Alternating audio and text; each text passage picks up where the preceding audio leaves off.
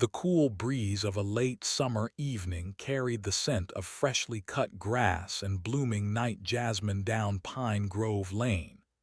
It was a street that prided itself on its silence, its uniformity, its predictable safety. Porch lights glowed like watchful amber eyes, and the only movement came from the lazy, rhythmic arcs of a sprinkler 3 houses down. It was the kind of neighborhood where nothing ever happened, until someone decided something was about to. Michael walked with a pace that was neither hurried nor aimless.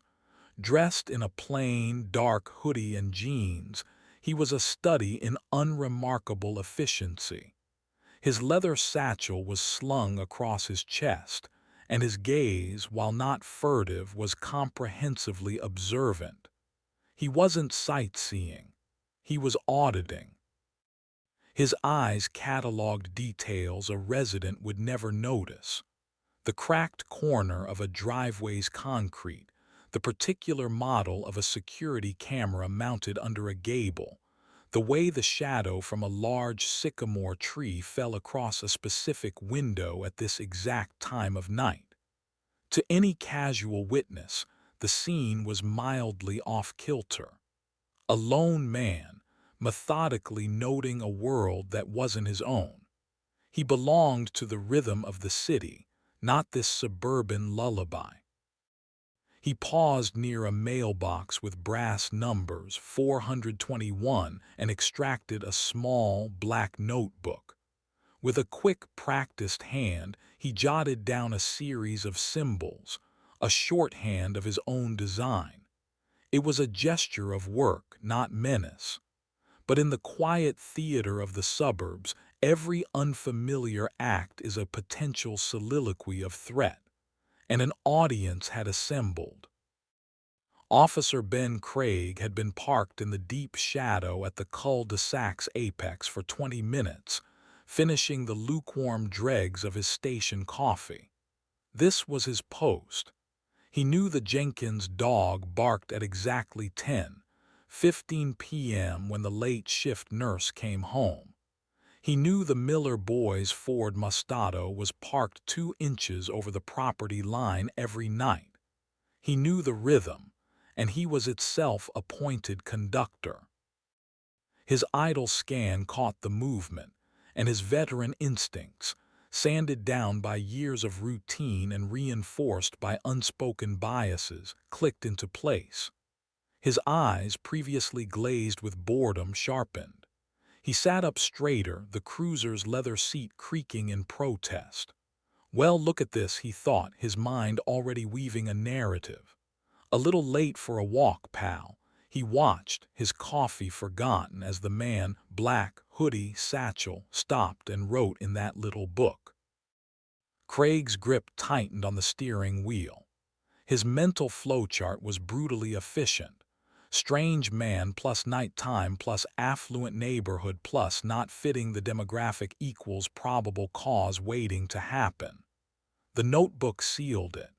In Craig's experience, people taking notes in neighborhoods where they didn't live were either cops, reporters, or criminals casing houses. He ruled out the first two immediately based on a feeling he couldn't, and didn't want to, articulate. A familiar, almost comfortable sense of mission warmed him. This was why he was here, to protect, to intercept the disorder before it could bloom.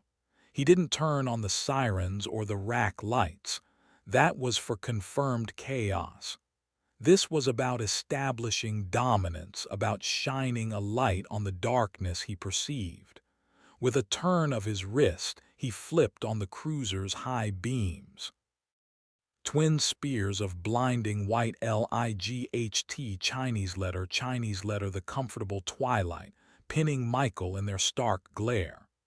The peaceful sounds of the night, the crickets, the distant hum of a pool filter seemed to vacuum away, leaving only the intrusive rumble of the cruiser's engine. Michael froze, not the freeze of panic, but the deliberate stillness of a professional assessing a sudden variable. He finished his notation with a deliberate stroke, then closed the notebook with a soft snap. He slid it into his satchel, his movements slow and clear. Then and only then did he turn his body to face the source of the light. He squinted slightly, raising a hand to shield his eyes. His expression was unreadable from this distance, but his posture remained straight, relaxed. He didn't hunch or shrink. He simply waited. Inside the cruiser, Craig felt a flicker of irritation. This wasn't the reaction he was used to. There was no nervous jump, no guilty start, no hurried attempt to walk away. This man just stood there, accepting the scrutiny. It felt like a challenge. Craig put the car in drive and let it roll forward, a predator's slow creep, until the front bumper was just a few feet from the curb where Michael stood. The engine idled, a low growl in the suddenly tense air. With a performance meant to convey absolute authority, Craig opened his door and stepped out. His boots hit the pavement with a definitive thud. He adjusted his utility belt, his hand brushing against the grip of his sidearm, a subconscious, theatrical gesture of power. He stood behind the wall of light, his own features shadowed, leaving Michael exposed and lit like a suspect in an interrogation room. The two men regarded each other across the few yards of illuminated sidewalk. One a bastion of the local order, fueled by suspicion and a perceived duty. The other, an agent of a different, unseen order, whose purpose was about to be violently misunderstood. The quiet street held its breath. The first word had yet to be spoken, but the conflict had already begun. The silence between the two men was not empty. It was filled with the crackle of Officer Craig's idling engine, the frantic buzz of a moth hurling itself against the hot cruiser headlight, and the thousand unspoken judgments flowing between them. For a long, heavy moment, the scene was a tableau of modern tension, the illuminated man and the shadowed authority. Craig broke the silence. His voice, trained to command, cut through the night air, sharp as a slap. It wasn't a greeting. It was a demand for an account. "You there." Michael lowered the hand, shielding his eyes slightly, his face still composed. "Evening, officer." "I said, you there," Craig repeated, stepping forward so his figure emerged from the glare. His thumbs were hooked into his belt, his stance wide and rooted to the asphalt. It was the posture of a man who owned the ground he stood on. "What are you doing?" Michael offered a small, polite smile that didn't reach his eyes. It was a professional courtesy, a de-escalation technique worn smooth with use. "Just taking a walk, officer, enjoying the evening." "A walk?" Craig let the word hang, dripping with skepticism. He took another slow step, his eyes performing a blatant head-to-toe inventory. The nondescript hoodie, the jeans, the satchel. The mental checklist was ticking: no reflective gear, dark clothing, carrying a bag. "You live around here?" "No, sir, I don't." Michael's voice was calm, even. He kept his hands visible at his sides. "No, sir, you don't," Craig echoed, the confirmation feeding his narrative. "So you don't live here. It's pushing 10 o'clock. You're walking in a residential area you don't live in." He paused, letting the implied accusation settle. "That's what we call suspicious activity." "I understand how it might look," Michael replied, his tone measured, patient. "I'm just out getting some air and clearing my head. Is there a curfew in this neighborhood I'm not aware of?" Craig's jaw tightened. The question, polite as it was, felt like a challenge. Civilians, especially ones in his spotlight, weren't supposed to ask about ordinances. They were supposed to comply with his tone. "Don't get smart," Craig said, his voice dropping into a lower, more intimate register of threat. I'm asking the questions. What's in the bag? Michael's posture shifted almost imperceptibly. It wasn't a flinch, but a subtle grounding, a settling of his weight. The satchel contained his notebook, his phone, a pair of gloves, and his FBI credentials. To reveal it was to blow his cover. To refuse was to escalate. It's just my personal things, officer. A notebook, my phone, nothing illegal. A notebook, Craig seized on the word, his eyes glinting with a detective's triumph. You were writing in a notebook. What were you writing about my neighborhood? The possessive pronoun was deliberate, my neighborhood. Michael took a slow, quiet breath. He was in a classic double bind. Any answer would sound evasive. I was just making some notes for work. Work. Craig scoffed, the sound dry and harsh. What kind of work has you skulking around people's houses at night, writing in a notebook?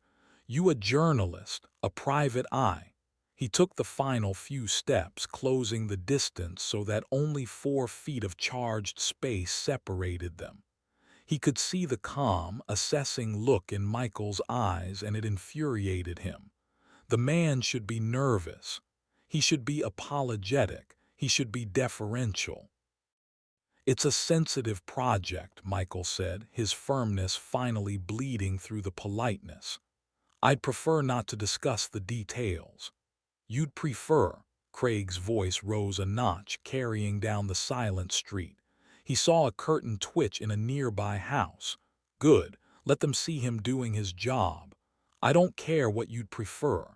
You're on a public street, acting in a suspicious manner, and I am conducting an investigation. Now I'm going to ask you one more time. What is your business here? The ultimatum hung in the air. Michael could see the trajectory now, clear and inevitable. The officer wasn't interested in answers, he was interested in confirmation. He had already written the story: suspicious blackmail, loitering, possible intent to burglarize. Michael made a decision. He would stand his ground, but he would not hand over the satchel. Not yet. The operation was too fragile. I am not loitering, officer. I am walking. I have broken no law. I have identification on me, which I am happy to show you. He moved his hand slowly toward his back pocket. Whoa, easy, Craig barked, his own hand snapping to the holster on his hip, not drawing the weapon but resting his palm on its butt. The reaction was instantaneous, a product of training and fear. You keep your hands where I can see them. You don't move unless I tell you to move. Understood. Michael froze, his hand inches from his pocket. A cold wave of familiar frustration washed over him. The move for his ID, a gesture of compliance, had been reframed as a threat. He slowly raised both hands, palms forward to chest level. I was just reaching for my wallet, officer, to show you my ID, that's all. We'll get to that, Craig said, his heart hammering from the adrenaline spike he'd given himself. The situation was now officially elevated in his mind. The man had made a furtive move. The protocol was unfolding. First, you're going to tell me what's in that notebook, and you're going to tell me right now. They stood there, locked in a standoff under the artificial sun of the headlights. One man held the absolute, legal authority of the state. The other held a secret that could shatter the officer's world. And between them lay a chasm of assumption, too wide for a simple answer to bridge. The first question had been asked. But the real question, the one about who Michael was and who Craig believed him to be, had already been answered in Craig's mind. Everything from this point on was just a formality spiraling toward a foregone conclusion. The standoff beneath the cruiser's harsh glare stretched into seconds that felt like minutes. Michael kept his hands raised, palms open, a universal, if futile, symbol of harmlessness. Officer Craig's hand remained on his holster, his knuckles white. The moth beat itself to a pulp against the headlight with a soft, persistent ticking sound. "The notebook," Craig repeated, each word a hammer tap. "Hand it over, now." Michael's mind raced through protocols, risk assessments, and the cold calculus of his operation. The notebook contained coded observations, timings, vehicle descriptions, the fragile scaffolding of a months-long investigation into a local corruption network. Handing it over to a hostile, suspicious patrol officer was not an option. It was a breach that could collapse everything. "I can't do that, officer," Michael said, his voice still calm but now edged with a layer of steel. "It contains confidential information. I am lawfully present on a public sidewalk. I've offered to show you my identification. You have no probable cause to demand my personal property." Craig's face flushed a deep red, visible even in the stark light.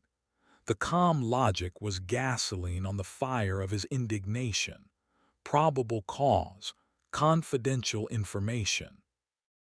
This wasn't how this was supposed to go. This man was supposed to stammer, to comply, to validate the narrative of guilt Craig had constructed.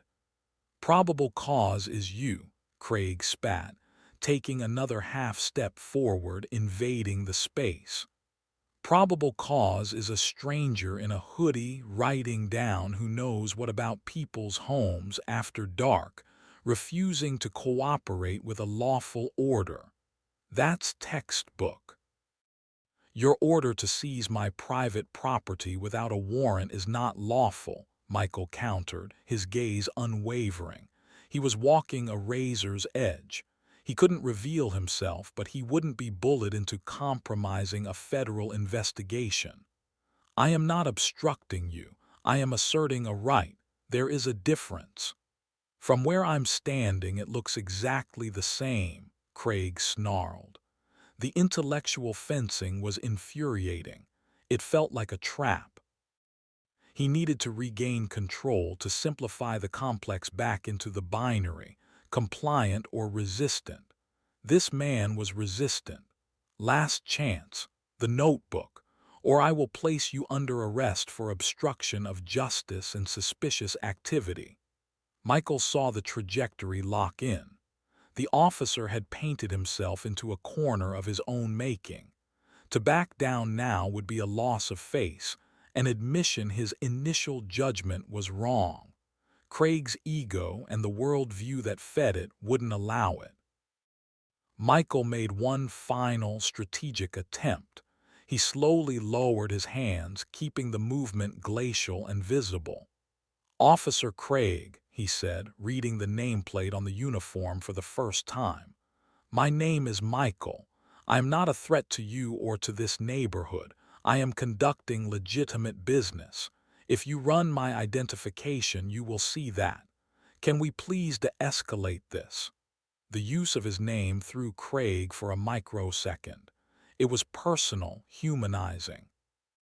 It was also, in Craig's inflamed mind, a manipulative trick, a way to seem reasonable while still hiding guilt. "Your business is my concern when it's in my patrol zone," Craig fired back, rejecting the olive branch. The word de-escalate felt like a critique of his professionalism. "And you don't get to set the terms here. I do." His patience, a thin veneer to begin with, shattered. He reached for the radio clipped to his shoulder. The crackle of the open channel was a violent sound in the quiet. "Dispatch, this is Unit 7 Baker," Craig said, his voice officious and loud, his eyes locked on Michael. "I'm at the 400 block of Pine Grove Lane. I've got a 1015 adult male non-compliant and refusing to identify or state his purpose, engaging in suspicious behavior, requesting a second unit for backup." The codes formalized the fiction. 1015, civil disturbance. The dispatch operator's tinny, confirming reply, "Copy 7 Baker, backup en route," sealed it. The machinery of the system was now engaged, and it was running on Craig's flawed report. Michael closed his eyes for a brief second, a quiet sigh escaping his lips. It was over. The operation was compromised. The meeting he was supposed to be surveilling in 20 minutes would not happen. Months of careful work, unraveled by one man's rush to judgment. A cold, focused anger began to replace his professional detachment. This wasn't just about him anymore.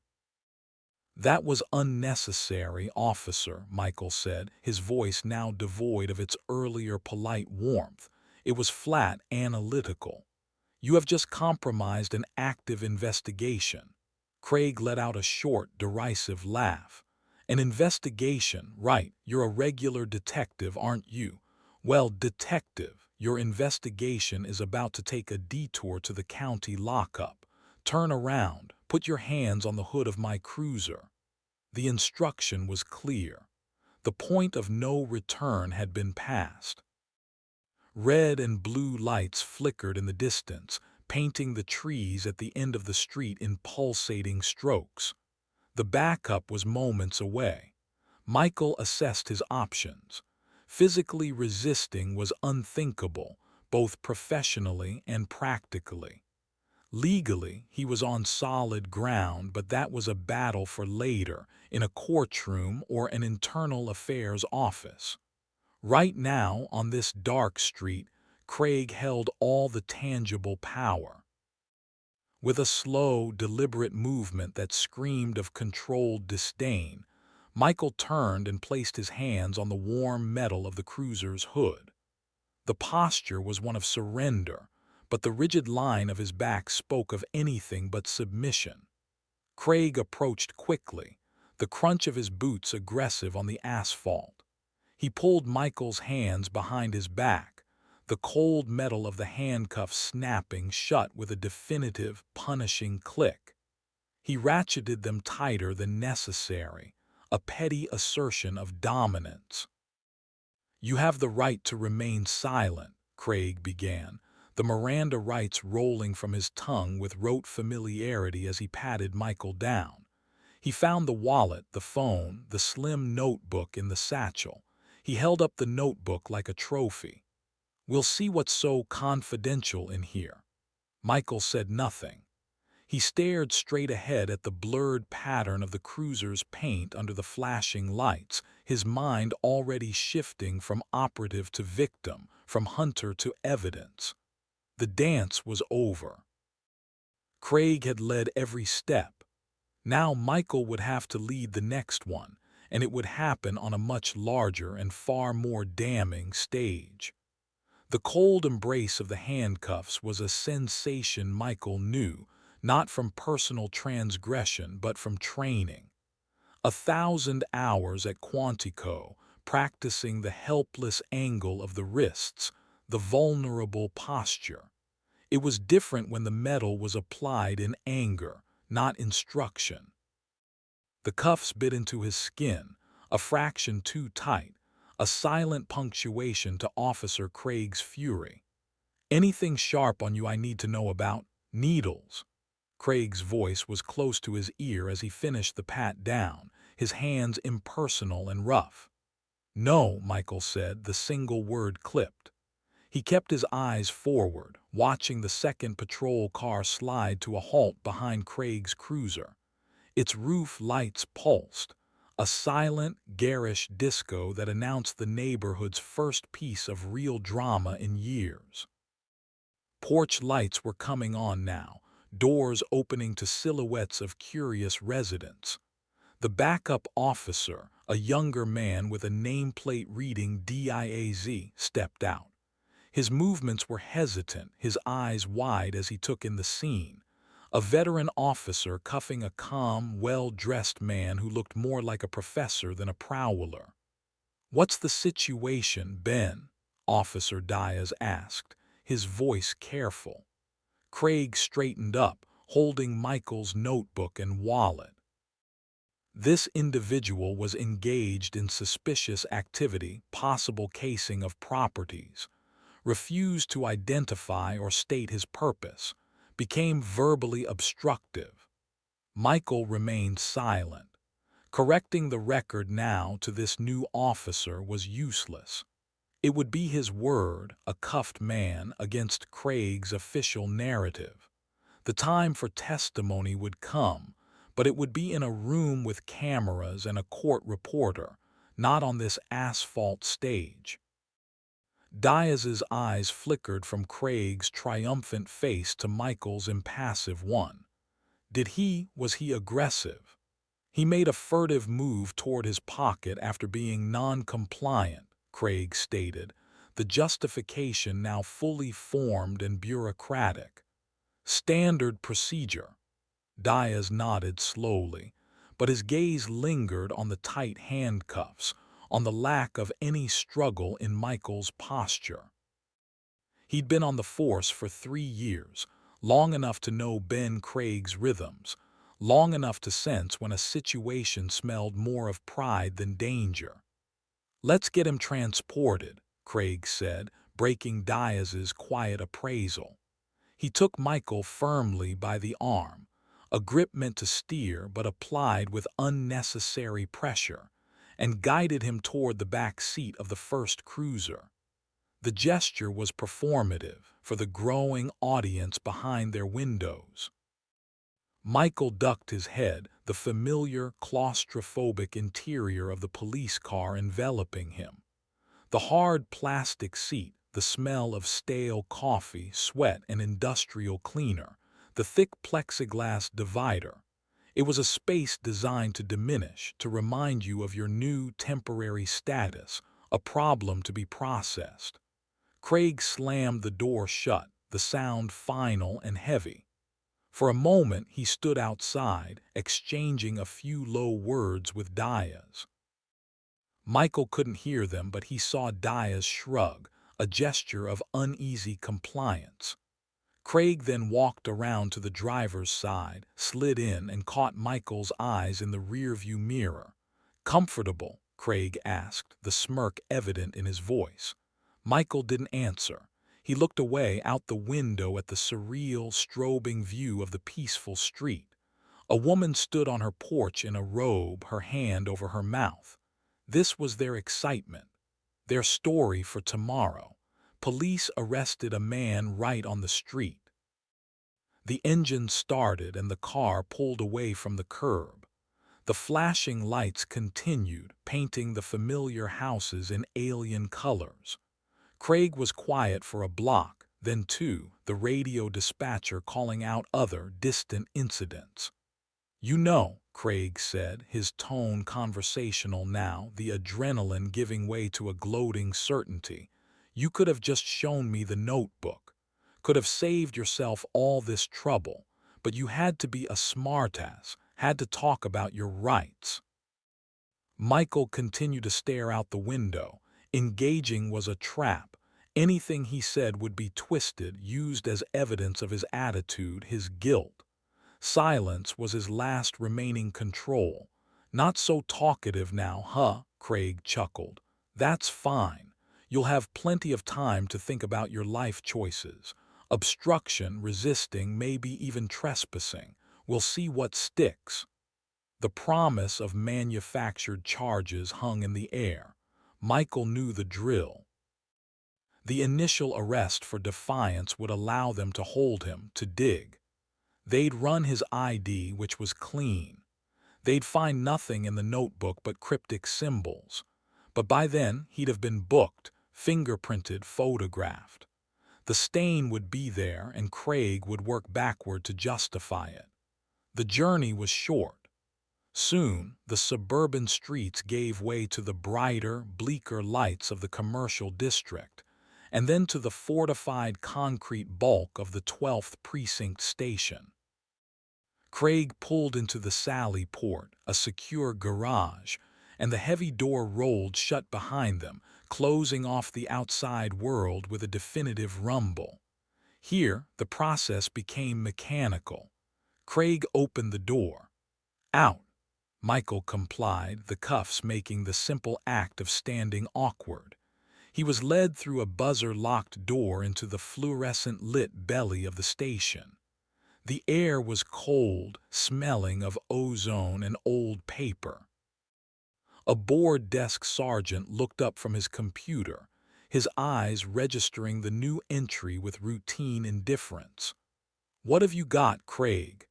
"Suspicious activity, obstruction, refusal to ID," Craig recited, placing Michael's wallet and notebook on the high counter, "prowling around Pine Grove." The sergeant, a man named O'Brien with tired eyes and a granite jaw, glanced at Michael. He saw the calm demeanor, the lack of agitation. He'd processed 1,000 men, and this one didn't fit the usual patterns of fear or anger. "Any prior?" O'Brien asked, reaching for the wallet. "Running him now," Craig said, though he hadn't moved. O'Brien opened the wallet. He extracted the driver's license. Michael Thorne, 42. He looked at the face on the license, then at the man standing before him. The photo was the same, but the presence was different. This man's eyes held a depth the DMV snapshot couldn't capture. He placed the license on the scanner attached to his terminal. The system whirred. Michael stood, waiting for the quiet beep that would pull up his real file, the one with the clearances, the flags, the invisible shield that was about to shatter Officer Craig's world. But O'Brien's screen flickered with a different, simpler result. He squinted. "Says here license is valid. No wants, no warrants. Clean." Craig's confident posture faltered for a second. He was still acting suspicious. "The notebook." "Right." O'Brien cut him off, his voice a low rumble. He looked at Michael. "You want to tell me what you were really doing out there, son?" It was the first opening, the first crack in the monolith. Michael met the sergeant's gaze. His voice, when he finally broke his silence in the precinct, was clear and calm, carrying the weight of the truth he'd been forced to hold back. "I was working, Sergeant, and this officer just compromised a 6-month federal investigation." The buzzing fluorescent lights in the precinct intake area seemed to amplify the silence that followed Michael's words.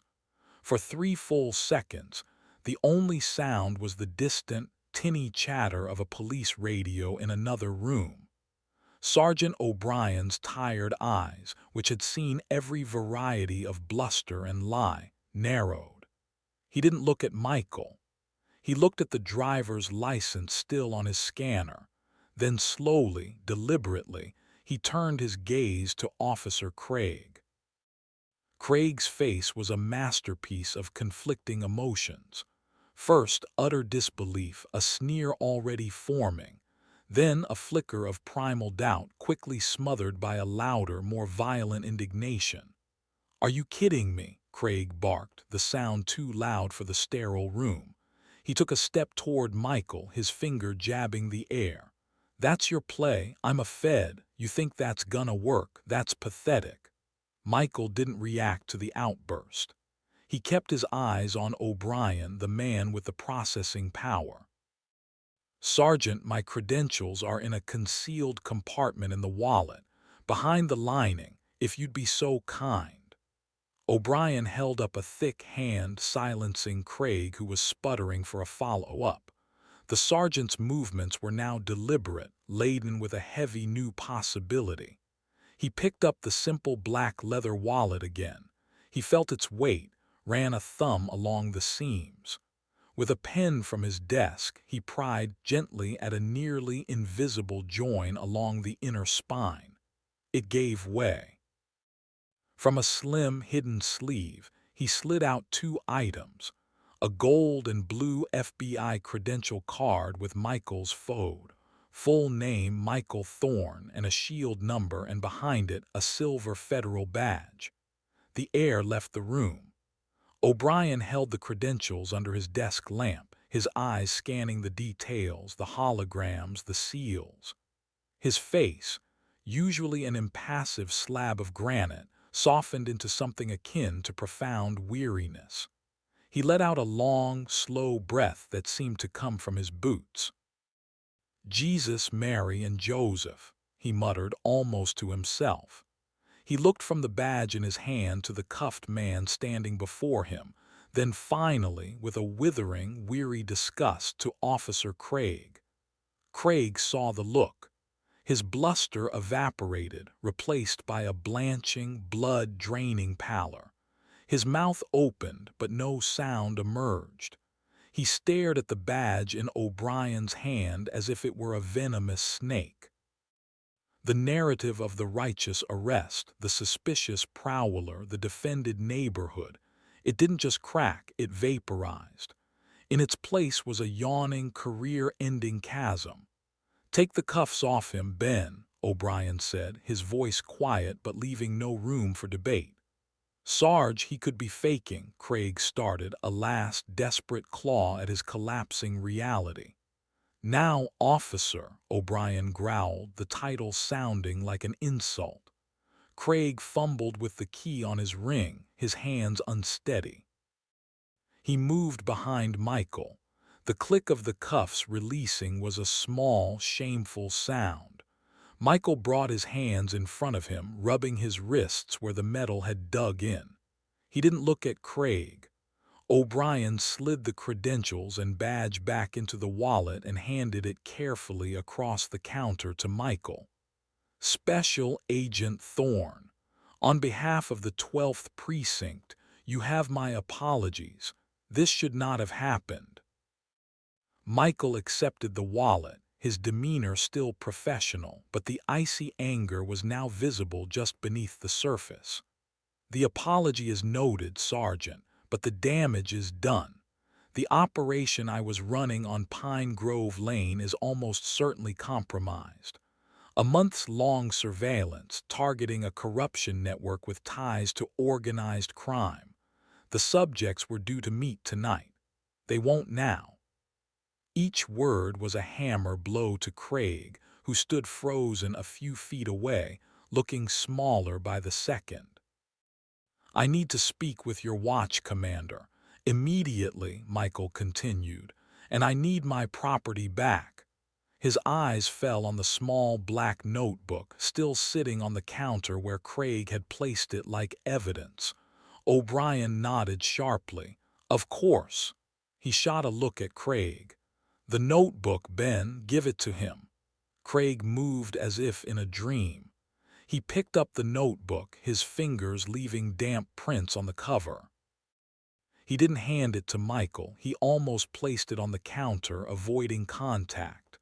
Michael took it, slipping it into his satchel. "My phone as well." Craig produced the phone from his pocket, the routine evidence bag forgotten in the shock.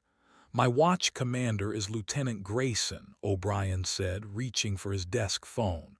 "I'll get him down here. You can use interview 2, it's private." He gestured down a short hallway. "It's unlocked." "Thank you, Sergeant," Michael said. He turned, finally, to look directly at Officer Craig. The agent's calm was terrifying. There was no gloating, no triumphant anger. There was only a cold, surgical assessment. "You operated on assumption, not observation," Michael said, his voice low. "You saw a profile, not a person. You asked questions designed to confirm your bias, not to discover the truth. In doing so, you didn't just harass a citizen. You actively aided the criminals I am paid to catch. Your suspicion was their best shield tonight." Craig found his voice, but it was a thin, broken thing. I didn't know, you didn't tell me." "It wasn't your need to know," Michael replied, the finality in his tone absolute. "It was your need to do your job correctly, which you failed to do." He glanced at O'Brien, who was speaking in low tones on the phone. "The lieutenant will be here shortly. I suggest you prepare your incident report. Be thorough. I know I will be." With that, Michael turned and walked down the hall O'Brien had indicated. leaving Craig standing in the middle of the intake area, exposed under the pitiless fluorescent lights. The familiar sounds of the precinct, the typing, the ringing phones, the distant laughter from the break room all seemed to mock him. Sergeant O'Brien hung up the phone. He looked at Craig not with anger anymore, but with a kind of bleak pity. "Go wait in the briefing room, Ben. Don't talk to anyone. Don't write anything yet. Just sit. The lieutenant and the agent will want to see you shortly." Craig nodded, a mechanical bob of the head. He walked toward the briefing room, his boots echoing on the linoleum.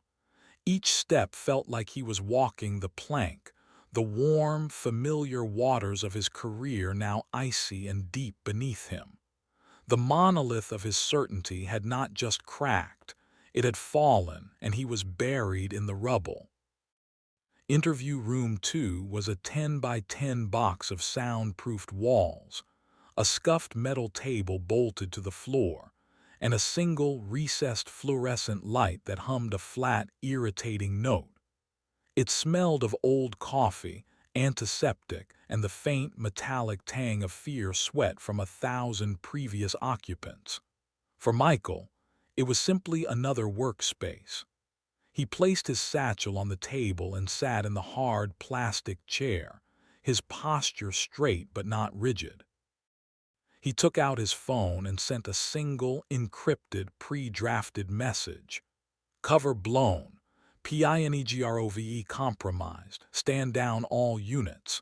Initiate containment protocol Alpha." The send icon pulsed and disappeared. There was no confirmation. There wouldn't be. Across the city, teams would be freezing, vehicles diverting, earpieces going silent.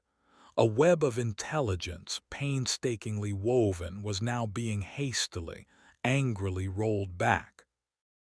The cost was incalculable, and it sat on the other side of the door in the form of a humiliated patrol officer. He took a slow breath, centering himself. The personal indignity was secondary. The wasted resources, the lost targets, the alerted network, that was the real injury. He closed his eyes, mentally running through the fallout. Who had seen the lights? Which subjects had lookouts? How fast would the news travel through the corrupt pipeline he'd been tracing? A sharp knock broke his reverie. The door opened. Lieutenant Grayson was a tall, lean man in his 50s, with a razor-sharp part in his steel-gray hair and eyes that missed nothing. He was followed by Sergeant O'Brien, whose face was a thundercloud of professional embarrassment. Grayson didn't offer his hand. He gave a curt, acknowledging nod. "Special Agent Thorne, I'm Lieutenant Grayson. Sergeant O'Brien has briefed me on the situation." His voice was clipped, devoid of warmth. This was damage control, not a social call. "Lieutenant," Michael acknowledged. Grayson took the seat opposite, placing a blank notepad on the table. O'Brien remained standing by the door, a silent, looming witness. "I've reviewed the bodycam footage from Officer Craig's cruiser from the moment of the stop," Grayson began, skipping all preamble. "The audio is clear." So Craig had been recording. Good. That would save time. "Based on that footage and your statement to Sergeant O'Brien," Grayson continued, his tone forensic, "it appears a serious error in judgment was made by one of my officers. I need to understand the full scope of the operational compromise.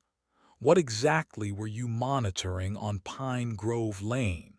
Michael measured the man. Grayson wasn't trying to protect Craig. He was trying to fence the liability, to understand how big the splash would be. "I can't divulge specifics of an ongoing, though now compromised, federal investigation," Michael said evenly. "Suffice to say it involves a multi-jurisdictional task force targeting a syndicate engaged in procurement fraud, bribery of public officials, and money laundering. A meeting between a city inspector and a known middleman was scheduled for tonight at a property under surveillance. My role was perimeter confirmation and pattern of life documentation. The conspicuous police activity, the lights, the arrest, it will have served as a brilliant early warning system for them. Grayson's jaw tightened almost imperceptibly. Procurement fraud, city inspector. He understood the implications instantly. It was local, it was ugly. It was now his precinct's fault that it had slipped away. And your credentials, Grayson pressed. Why not identify yourself immediately? It was the expected question, the shield every cornered officer reached for. For the same reason I didn't hand over my notebook, Lieutenant. The operation's security was paramount.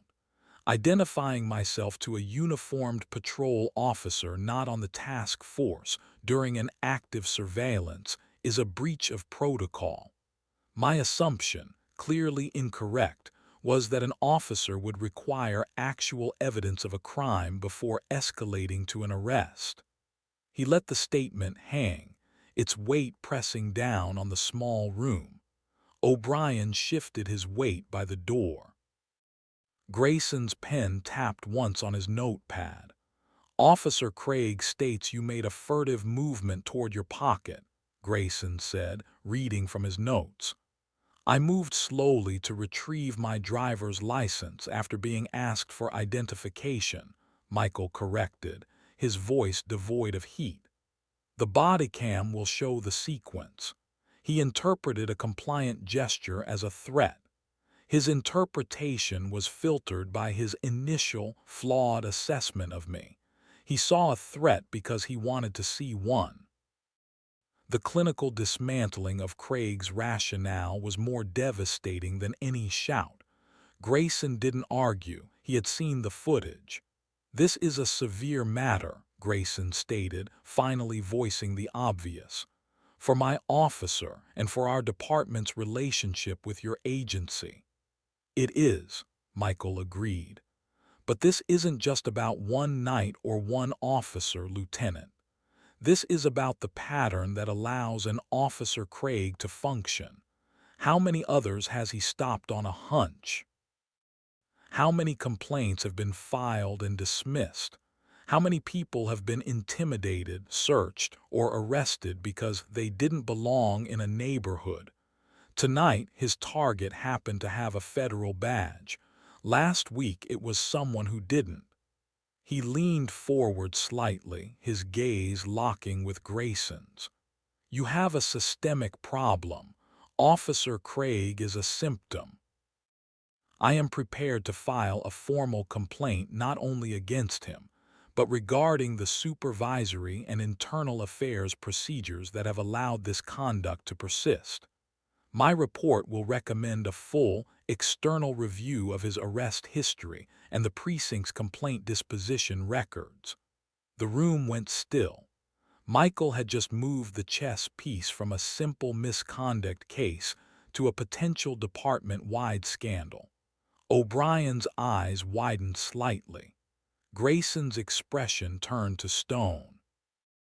Before Grayson could formulate a response, there was another knock. The door opened and a woman in a sharp, dark suit stood there. She was in her 40s with an air of calm, unassailable authority. Her ID was already visible on her belt. "Lieutenant." "Sergeant," she said with a nod. Her eyes found Michael. "Agent Thorne, I'm Special Agent in Charge Williams, Internal Affairs, Field Office. I got the alert from Containment Protocol. I need a word with my agent, privately." The relief on Grayson's face was microscopic, but it was there.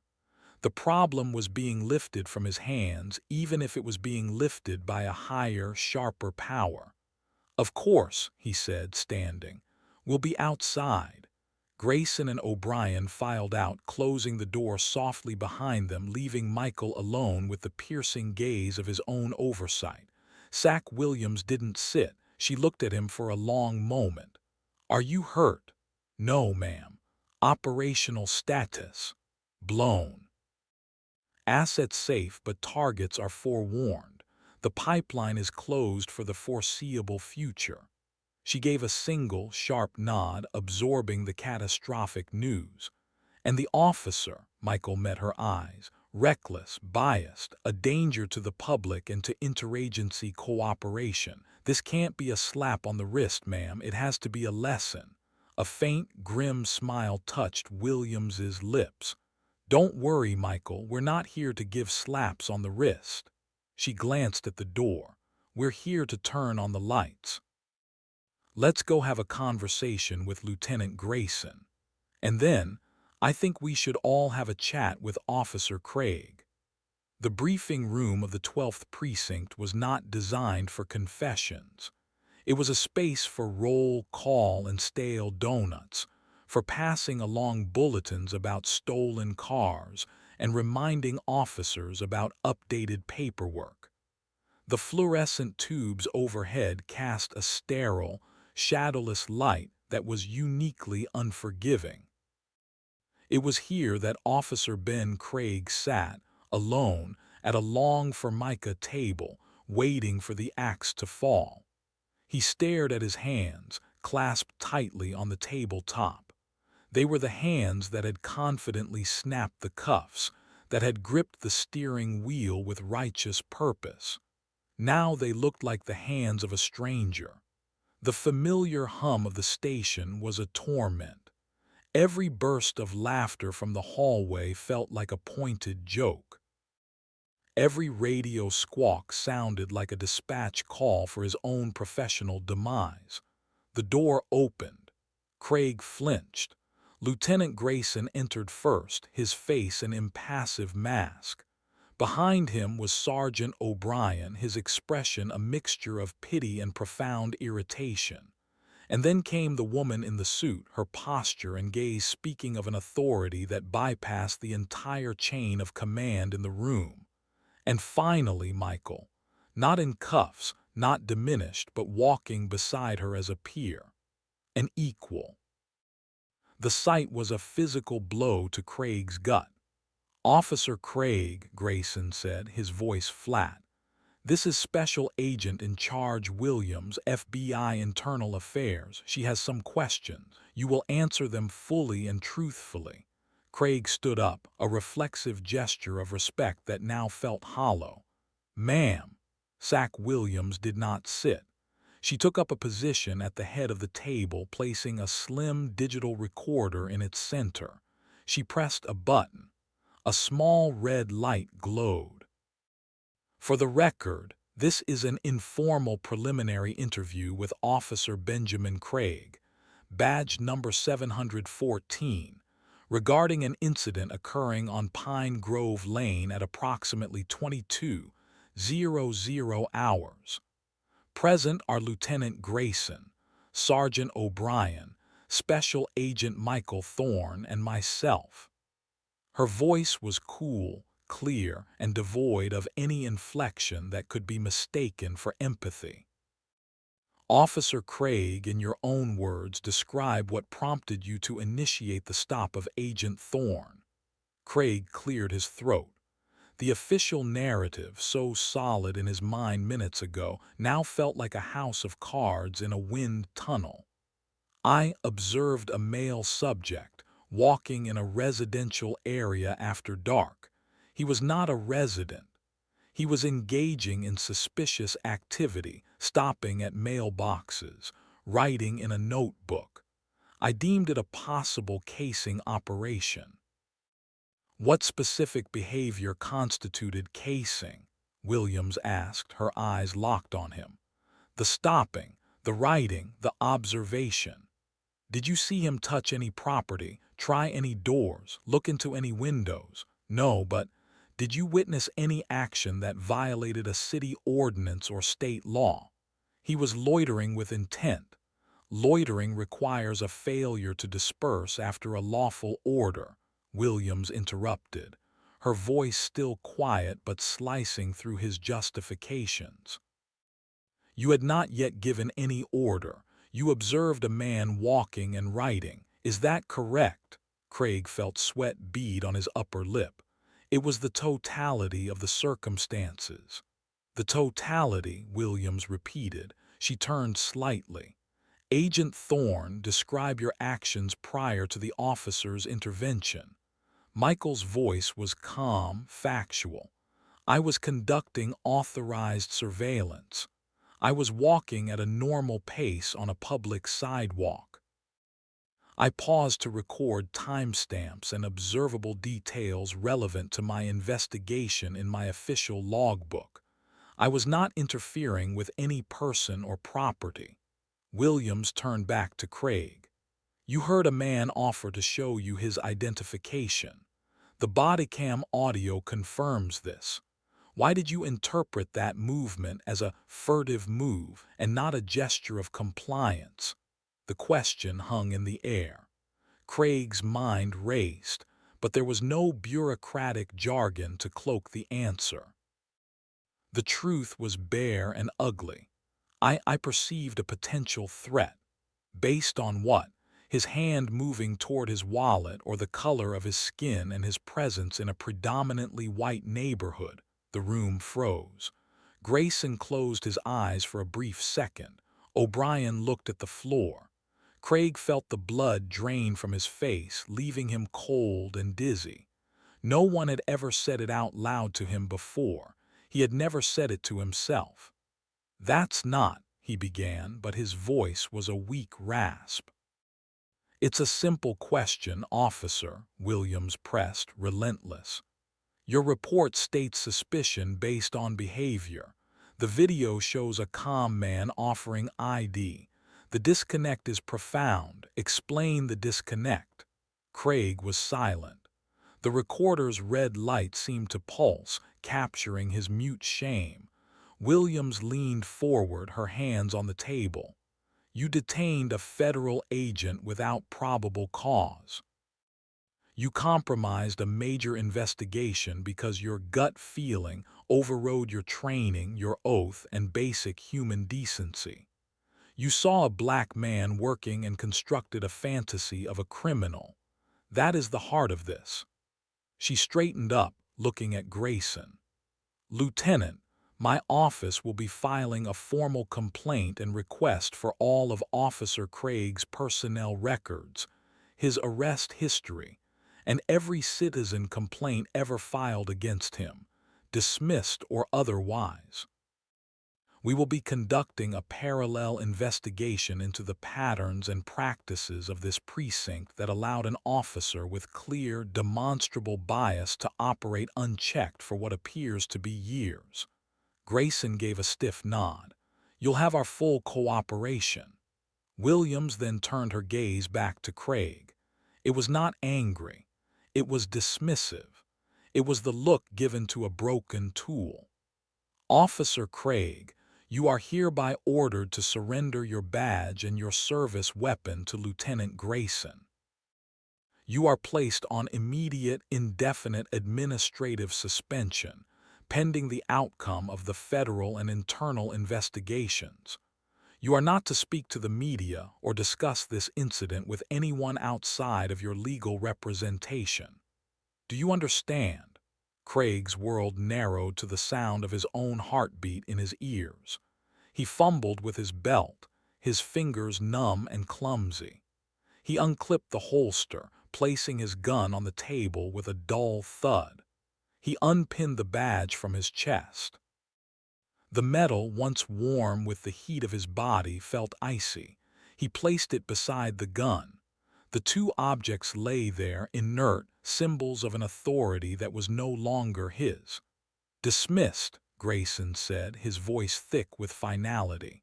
Craig turned and walked to the door. His legs felt like wood. As he reached for the handle, Michael's voice stopped him. Officer Craig.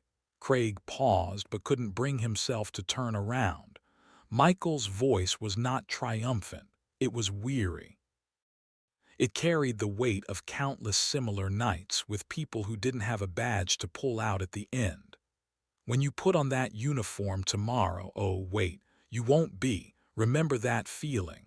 Remember it every time you wonder what this was all about. Craig didn't respond.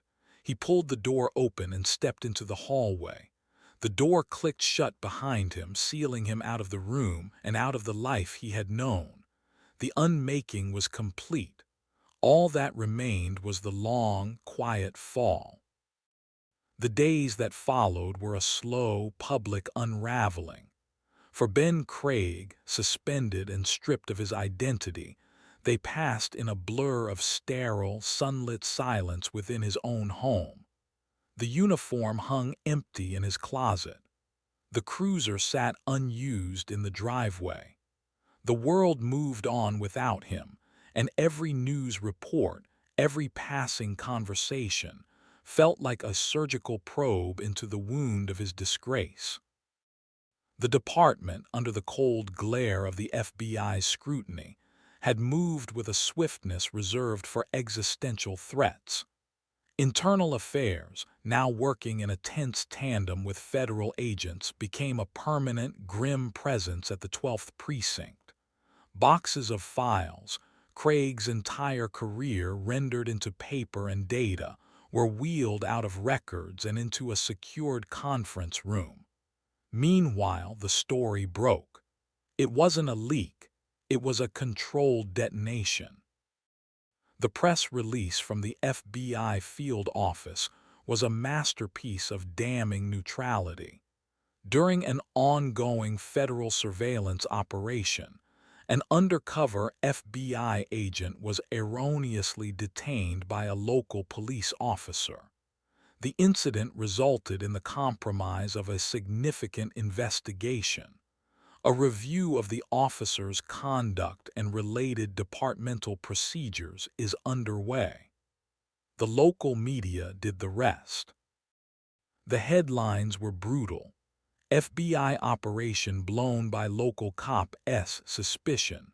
Profiling or policing. Officer's bad stop exposes federal case. Pine Grove stop sparks federal probe into police bias. Craig watched the press conference from his living room sofa, still in the sweatpants he'd slept in. The police chief, flanked by the city manager and a stern-looking woman from the Office of Professional Standards, stood at a podium. The chief's voice was grave, his words carefully chosen to condemn the act while pleading for patience with the system. We take these allegations with the utmost seriousness. The trust between this department and the community it serves is sacrosanct. While we must allow the investigative process to proceed, let me be clear. The behavior as described is antithetical to our values, our training, and our oath. We are cooperating fully with our federal partners and will take all necessary corrective actions. Corrective actions. The euphemism echoed in Craig's hollow chest. He was no longer a man, he was an action to be corrected. The community reaction was a seismic split. On neighborhood apps and in letters to the editor, Pine Grove Lane residents fractured. Some were apoplectic with fear-mongering rage. This is what happens when police are hamstrung. Officer Craig was protecting us. Now the FBI is covering for their own blunder. Others, often voices that had been quieter before, spoke with a new, sharp clarity. He never protected us. He harassed anyone who didn't look like him. It took an FBI agent for anyone to listen. How many others were there? But the true catalyst, the moment the ripple became a wave, was Michael Thorne's sworn testimony to the Internal Inquiry Board. He attended not in his hoodie, but in a dark, impeccable suit.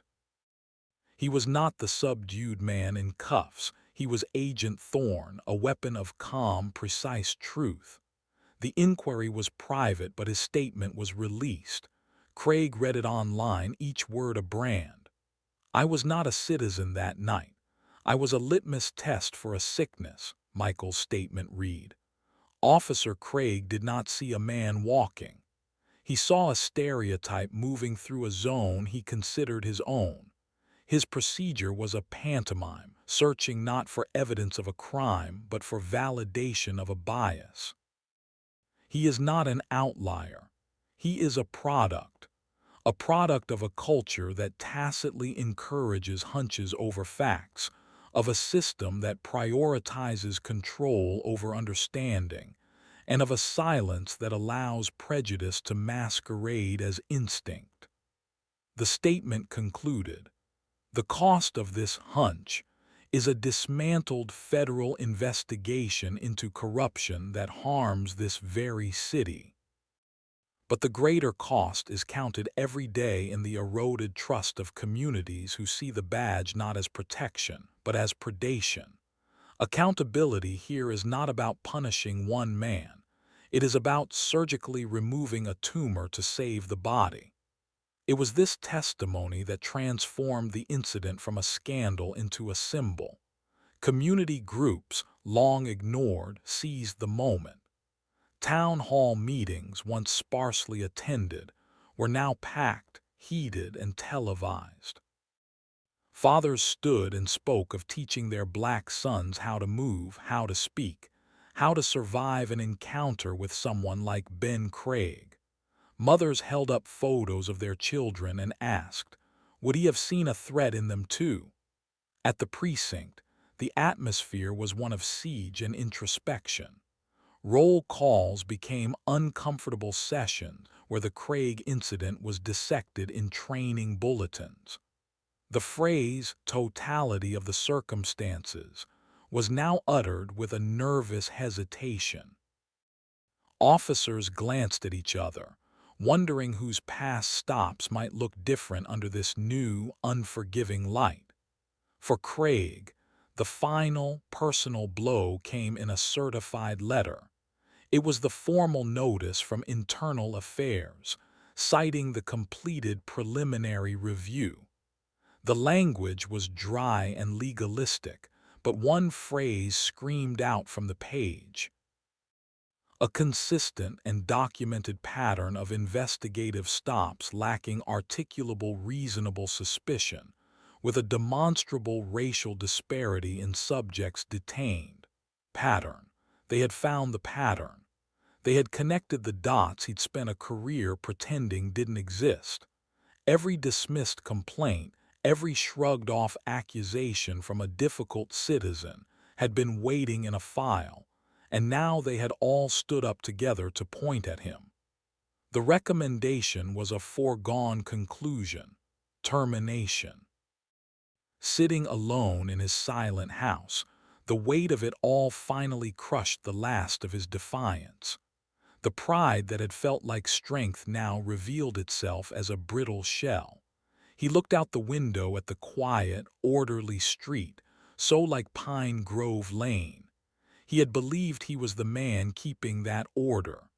Now he understood, with a nausea that was both moral and physical, that he had been one of its greatest threats. The predator, not the protector. The ripple that began with a flashlight beam on a quiet street had reached the shore, and it was washing away the ground he stood on. There was no fighting it.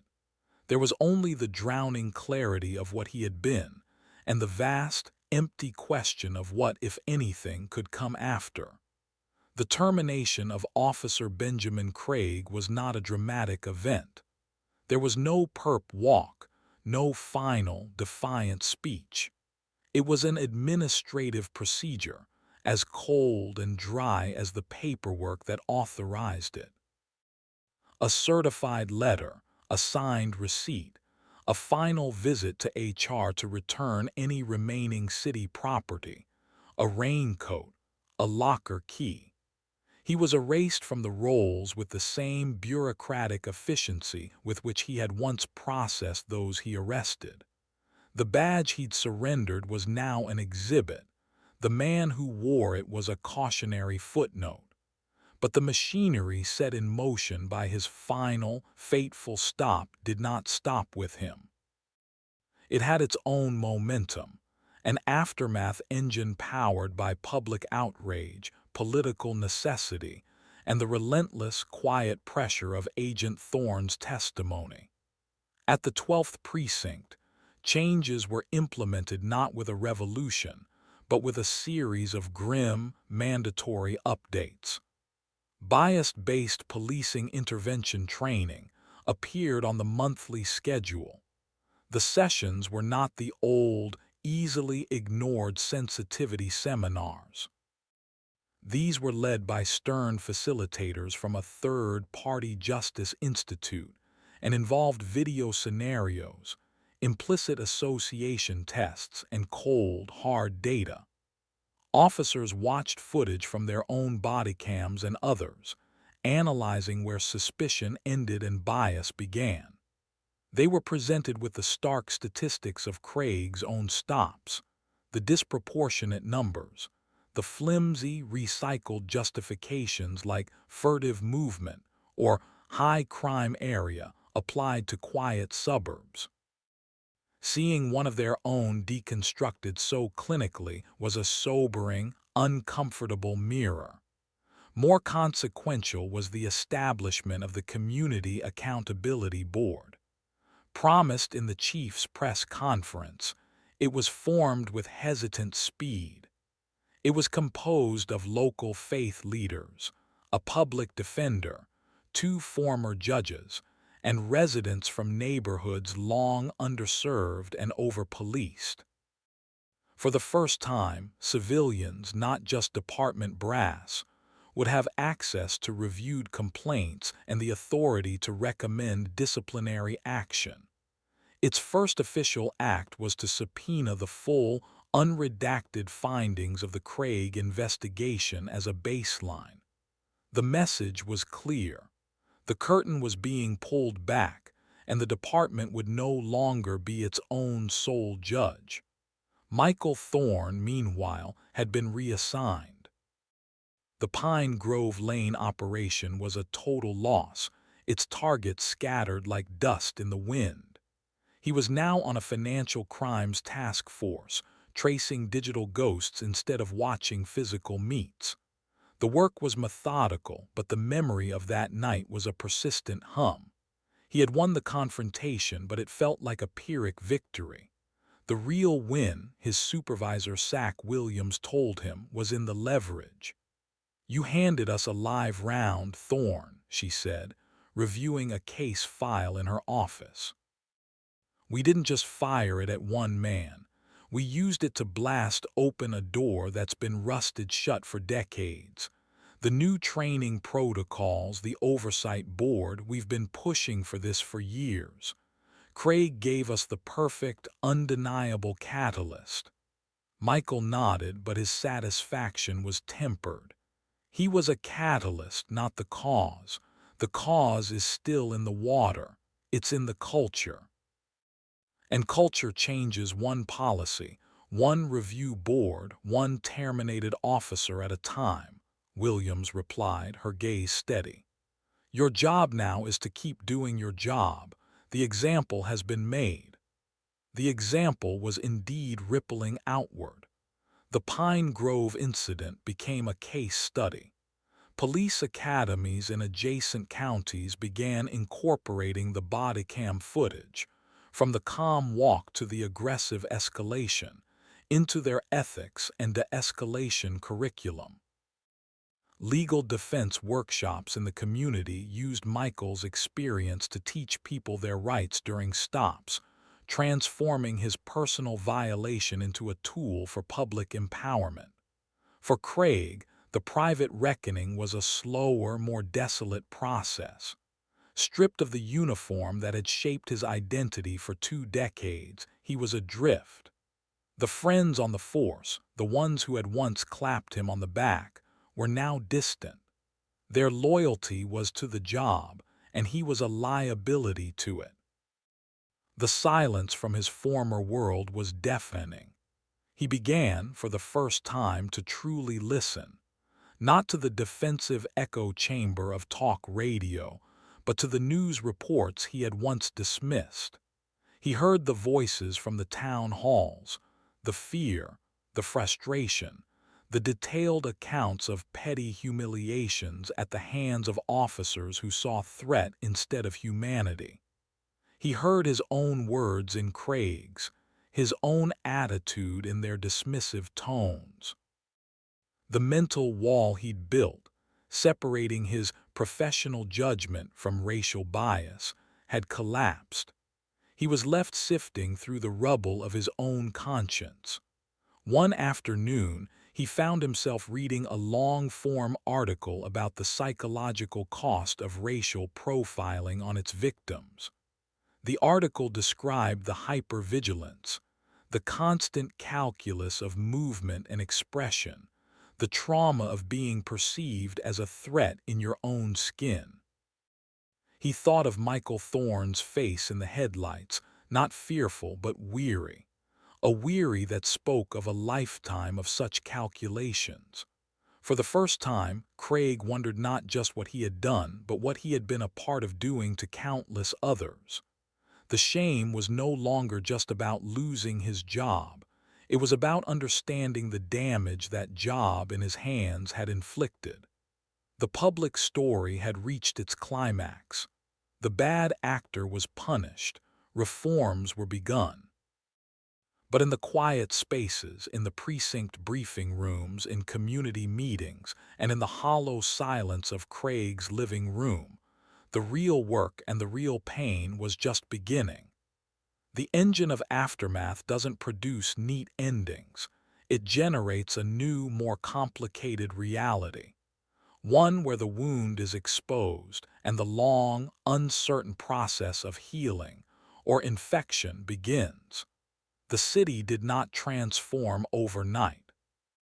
There was no sweeping musical score, no grand unveiling of a new, flawless justice system. The change, like most real change, was incremental, quiet, and often frustratingly slow. It lived in the details. At the 12th precinct, the bias-based policing training became a quarterly requirement, a recurring inoculation against complacency. The conversations in the roll call room grew tenser, then, gradually, more substantive. Officers began to play a grim, internal game of mental audit. Would that stop hold up under the board's review? Did I articulate the reason or just feel it? The fear of becoming the next Craig case study was a potent, if negative, motivator. But sometimes, fear of consequence is the first step toward understanding principle. The Community Accountability Board, after a rocky start of mutual suspicion, found its rhythm. Their first victory was small but symbolic. The reinstatement of a rookie officer who had been unfairly scapegoated by a senior colleague, a pattern the internal system had previously missed. The news didn't make the front page, but in the communities that watched it sent a message. The window, once firmly shut, was now cracked open.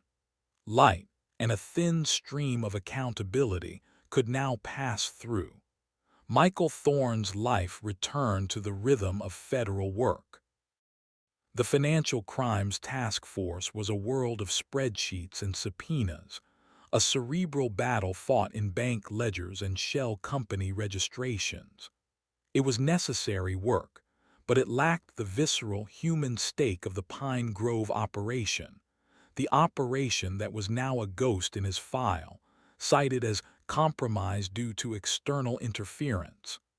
He kept the small, black moleskin notebook. It sat in the top drawer of his desk, a silent monument to the cost of a single man's assumption. He was asked once to speak at a police academy. He stood before a sea of fresh, eager faces in crisp uniforms, faces that held both curiosity and a defensive skepticism. He didn't show the body cam footage. He didn't talk about Craig by name. Instead, he talked about the notebook. "You will all develop one," he said, his voice echoing slightly in the auditorium. "A mental notebook. You'll fill it with patterns, with heuristics, with shortcuts your brain uses to make sense of chaos.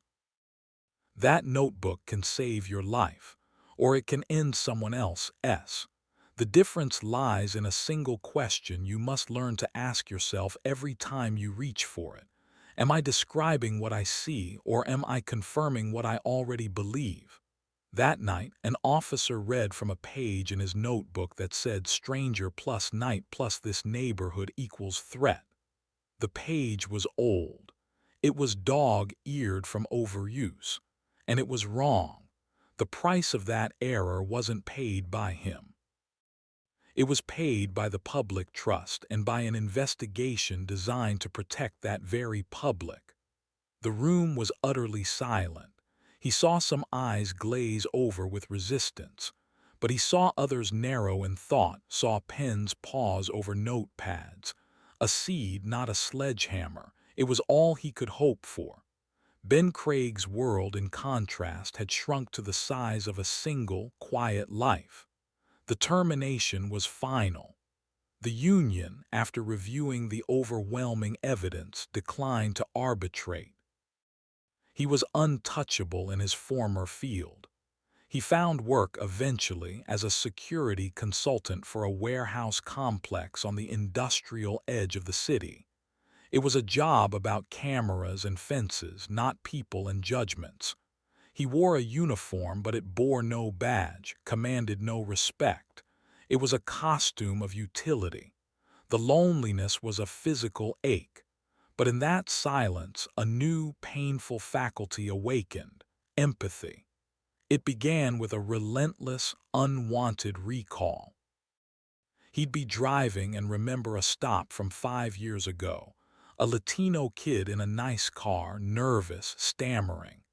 Craig had torn the car apart, convinced it was stolen. It was.